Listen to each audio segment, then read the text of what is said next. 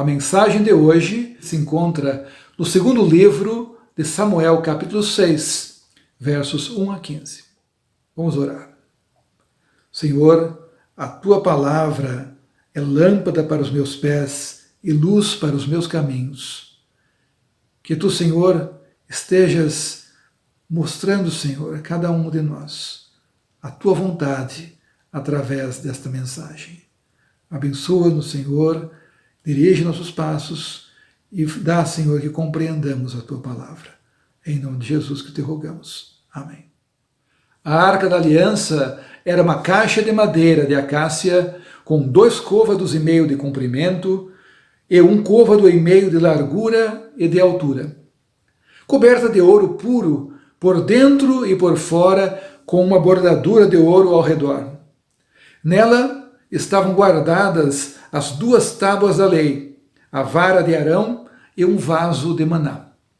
Era a única peça do mobiliário que ficava guardada no lugar santíssimo do tabernáculo e mais tarde no lugar santíssimo do templo. Era tão santa que só o sumo sacerdote via a Arca da Aliança e só uma vez por ano, no dia de Yom Kippur, o dia da expiação. Deus havia dado instruções específicas para o transporte da arca e o seu significado é que ela era o símbolo visível da presença de Deus no meio do seu povo. Cerca de 70 anos antes da coroação de Davi, os filisteus haviam capturado a Arca da Aliança na segunda batalha de Áfeca. No entanto, rapidamente descobriram que era um troféu perigoso. Em 1 Samuel, capítulo 5, 6 em diante, nós lemos: Porém, a mão do Senhor castigou duramente os de Asdode, e os assolou, e os feriu de tumores, tanto em Asdode como no seu território. Vendo os homens de Asdode que assim era, disseram: Não fique conosco a arca do Deus de Israel, pois a sua mão é dura sobre nós e sobre Dagom, nosso Deus. O verso 12 diz: Os homens que não morriam eram atingidos com os tumores, e o clamor da cidade subiu até ao céu. Então os filisteus enviaram de volta para Israel, para a cidade de Bet-Semes. Os homens de Bet-Semes trataram a arca apenas como uma curiosidade e olharam para a arca, ignorando completamente a palavra de Deus sobre como ela deveria ser manuseada. Lemos no verso 19: Feriu o Senhor os homens de Bet-Semes, porque olharam para dentro da arca do Senhor, sim, feriu deles 70 homens. Então o povo chorou, porquanto o Senhor fizera tão grande morticínio entre eles. Então a arca foi enviada para Kiriat-Jearim, para a casa de Abinadab, onde permaneceu até que Davi decidiu levá-la de volta para Jerusalém. Em seu livro Soul Searching, Christian Smith apresentou percepções sobre Deus que são predominantes na igreja e na cultura contemporânea, dizendo que a juventude cristã dos nossos dias acredita que existe um Deus que criou e ordenou o mundo e cuida da vida humana na Terra. Deus quer que as pessoas sejam boas, simpáticas e justas, umas com as outras, como ensinado na Bíblia e pela maioria das religiões do mundo. O objetivo central da vida é ser feliz e sentir-se bem consigo mesmo. Deus não tem nada a ver particularmente com suas vidas, exceto quando Deus é usado para resolver um problema. As pessoas boas vão para o céu quando morrem. Smith argumenta com razão que esta é a crença que prevalece não apenas em nossa cultura, mas também em nossas igrejas. Prestemos atenção. Um dos atributos mais importantes de Deus é a sua santidade. Ao trazer a Arca da Aliança de volta a Jerusalém, vemos sua santidade em uma manifestação impressionante, e ela deve ser devidamente respeitada e apreciada. Em 1 Samuel 6, 1 a 15, aprendemos 4 lições importantes sobre a santidade de Deus. A primeira lição sobre a santidade de Deus é que a justiça e a misericórdia de Deus não devem ser confundidas. O rei Saul não mostrou nenhum interesse na Arca da Aliança.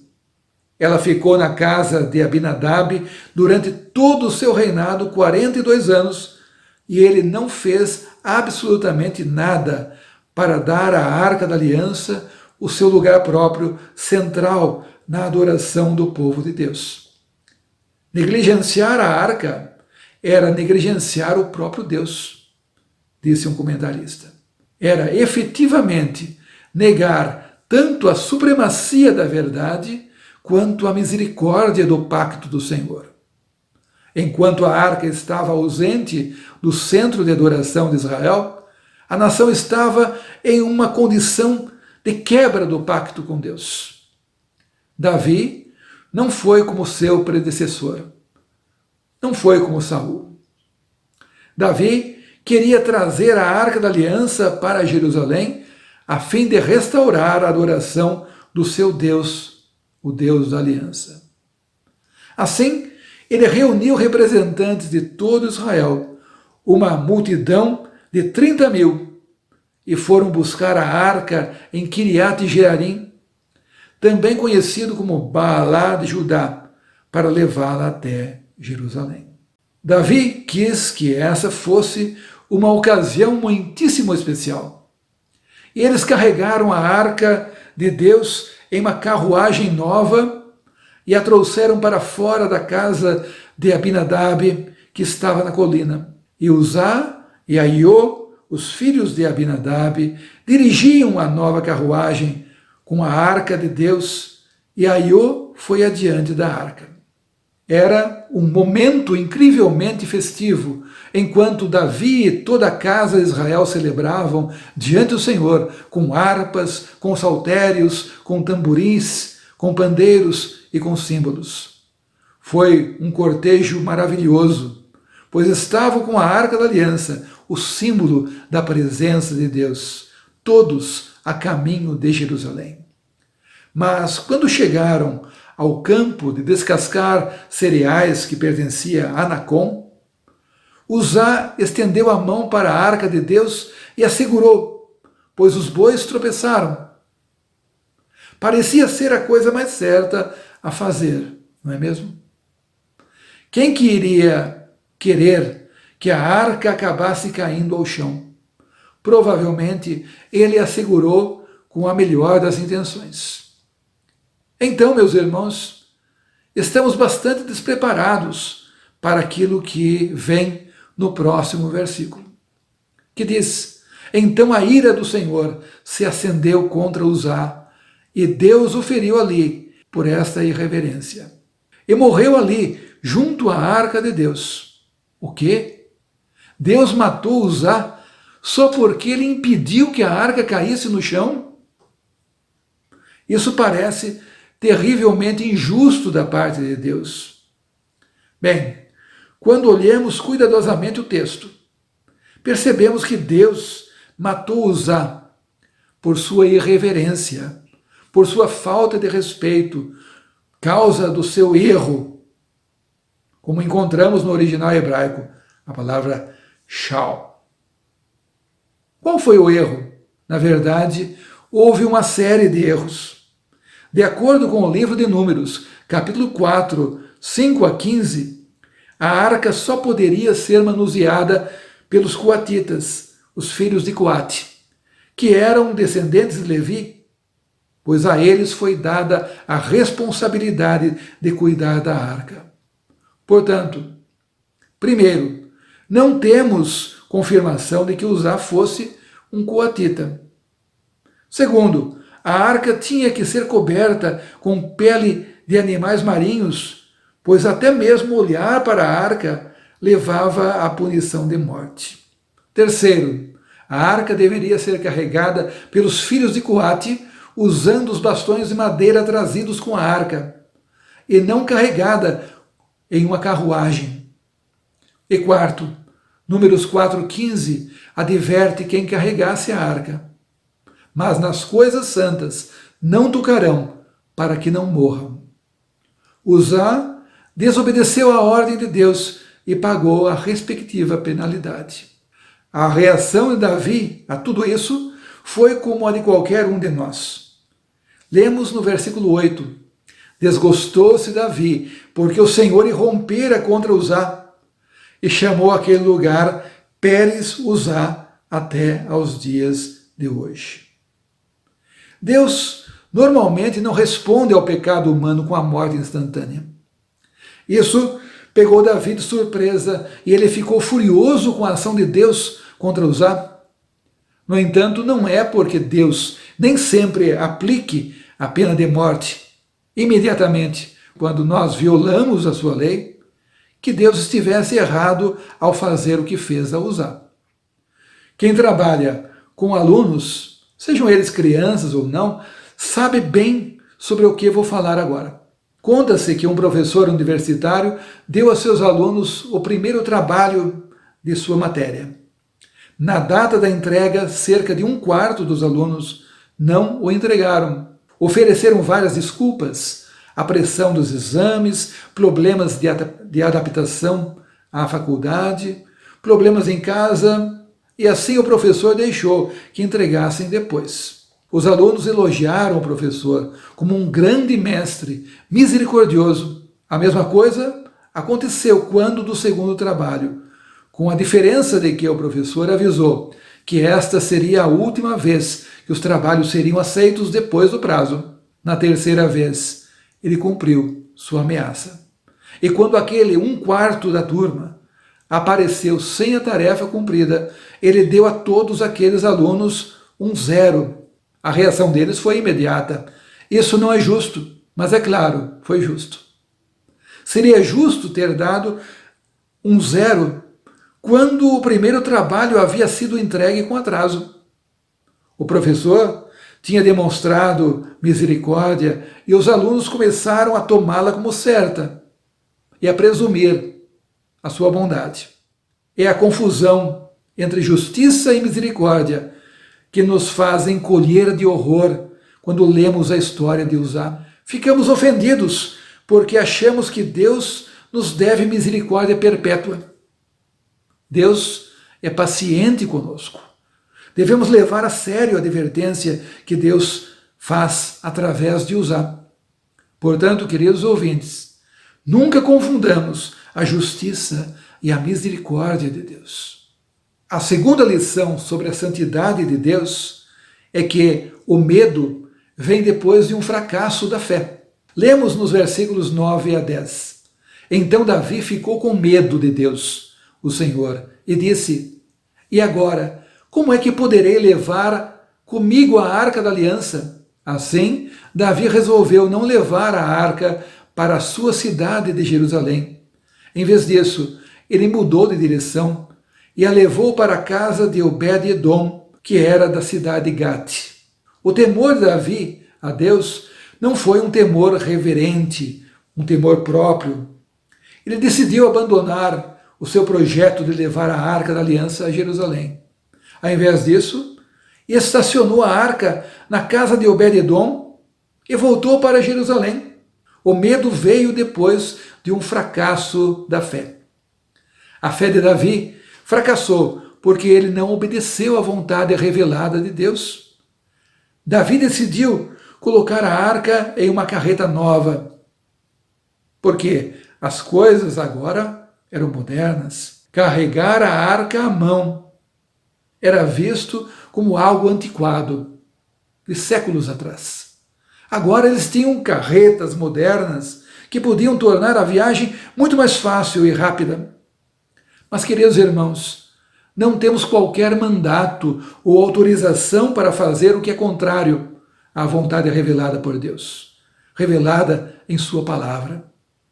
Uma das questões que surgiram durante os últimos meses em que não temos podido nos reunir corporalmente foi o desejo de realizar virtualmente a ceia do Senhor. Muitos e muitos pastores pensaram em celebrar a Santa Ceia pela internet.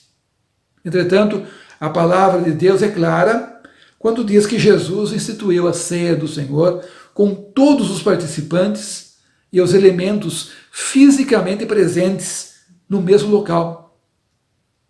Paulo afirmou 5 vezes, quando vos reunirdes, implicando que a ceia do Senhor deveria ser celebrada em conjunto e presencialmente. Não tive conhecimento se algum pastor celebrou a ceia do Senhor pela internet. Espero que não o tenham feito. Sempre que deixamos de caminhar em obediência à palavra de Deus, experimentamos uma falha de fé. Isso nos leva ao medo. A terceira lição sobre a santidade de Deus é que a presença de Deus traz bênçãos. Os versículos 11 e 12, na sua primeira parte, dizem: a arca da aliança ficou ali 3 meses, e o Senhor abençoou Obed e sua família. O rei Davi soube que por causa da arca o Senhor havia abençoado a família de Obed e tudo o que ele tinha. Obed-Edom era um giteu, ou seja, era um filisteu. Não sabemos se ele sabia exatamente o que estava guardando em sua casa. No entanto, o Senhor abençoou a casa de Obed-Edom e tudo o que lhe pertencia. Nem tampouco sabemos se Obed-Edom era temente a Deus ou não, mas a presença da arca, representando a presença simbólica de Deus, provou ser uma bênção para ele e para toda a sua família. Além disso, a bênção foi tão perceptível que foi relatada a Davi. Em um sermão intitulado Abençoados são aqueles que têm fome e sede de justiça, John Koesler, presidente e professor do Departamento de Estudos Pastorais do Instituto Bíblico Moody, diz: a fome espiritual é uma condição prévia para a bênção de Deus.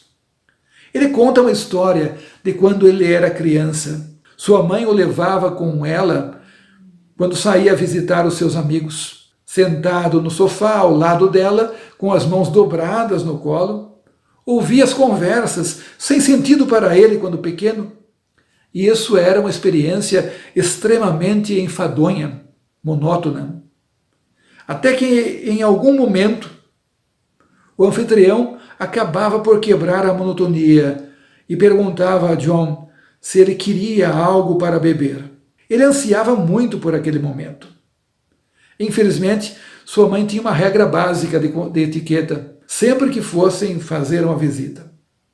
Se o dono da casa lhe oferecer algo para comer ou beber, ela dizia: você deve dizer não, obrigado. Se ele oferecer novamente, então você aceita. Que tipo de regra é essa? Talvez a mãe não quisesse que seu filho parecesse ganancioso. Uma coisa era bem clara: o problema com esse joguinho era que ninguém parecia ter informado o anfitrião, ou a anfitriã, acerca dessas regras. Eles diziam: quer um biscoito? Ou quer um copo de limonada? John dizia: não, obrigado. Eles aceitavam a palavra dele e guardavam os biscoitos e não faziam a limonada. O problema com essa tática é que ela não era uma tática verdadeira. John realmente queria o biscoito ou a bebida, mas lhe ensinaram a dizer primeiro não. Nós dizemos não à presença de Deus em nossas vidas quando não aceitamos a oferta dos meios de graça. A bênção de Deus vem até nós quando lemos e ouvimos a sua palavra pregada, quando oramos e quando participamos dos seus sacramentos. E, finalmente, a quarta lição sobre a santidade de Deus é que a obediência à palavra de Deus traz alegria. Davi percebeu tudo o que havia perdido nos últimos meses.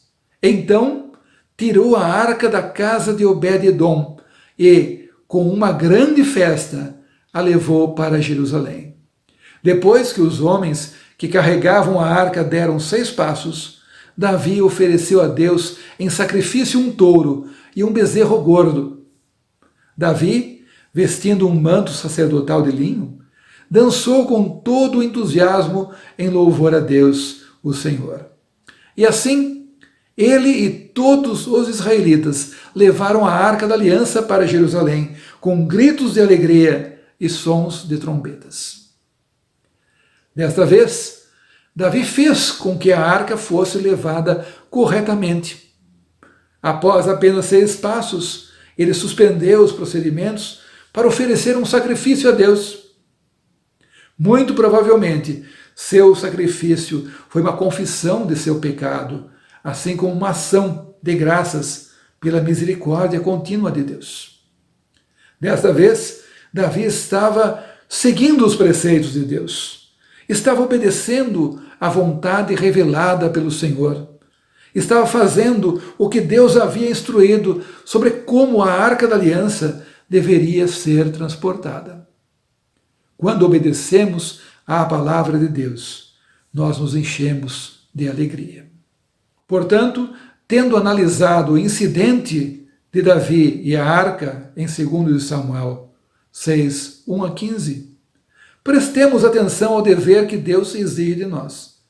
Esta passagem é uma história dramática sobre a santidade de Deus e de como Ele exige que obedeçamos à sua palavra. Sabemos que muitas vezes fracassamos em nossa fé. No entanto, Deus tem provido até mesmo para os nossos fracassos. Ele enviou seu Filho Jesus para pagar a pena pelos nossos pecados em nosso favor. Agradeçamos a Deus por Jesus. Confiemos nossa vida a Jesus.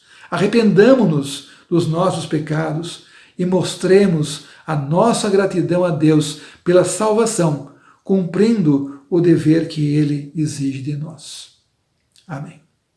Vamos buscar a Deus em uma palavra de oração.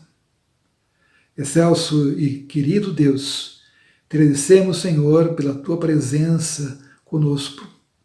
Te agradecemos porque podemos nos dirigir hoje diretamente a Ti, Senhor. Já não precisamos mais de outros meios para Te representar. Te agradecemos porque, através de Jesus, nós podemos estar nos dirigindo a Ti em oração. Abençoa, Senhor, cada um daqueles que ouviram a Tua mensagem, que eles possam também, Senhor, Te servir, que eles possam também ler a Tua palavra para conhecer aquilo que Tu requeres, Senhor, de nós, e que nós possamos fazer sempre aquilo que é da Tua vontade. Perdoa, Senhor, os nossos pecados. Sabemos que nem sempre temos Te servido como convém. Mas sabemos também, Senhor, que Tu és um Deus que nos ensinas. Te agradecemos pelo ensino de hoje e Te rogamos, Senhor, que nós possamos continuar a nossa vida com a principal alegria, que é a alegria de estarmos sentindo a Tua presença em nosso coração. Te agradecemos por tudo e Te rogamos em nome de Jesus. Amém.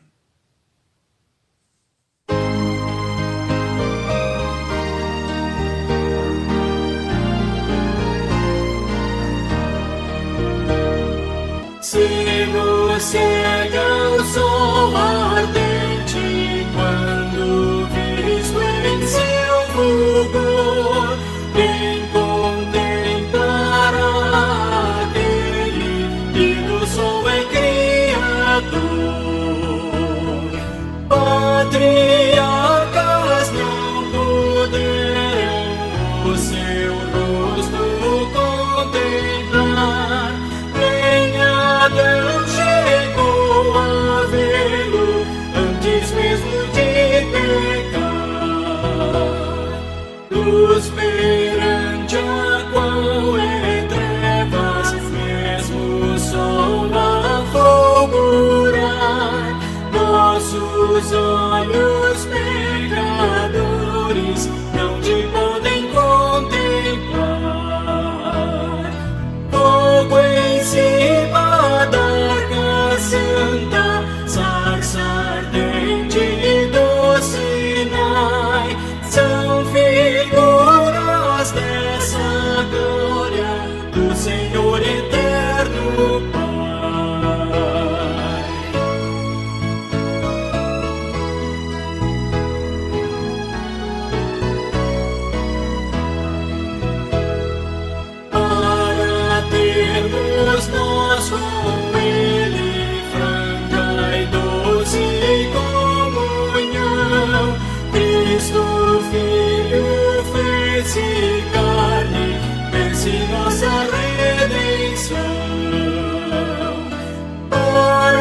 que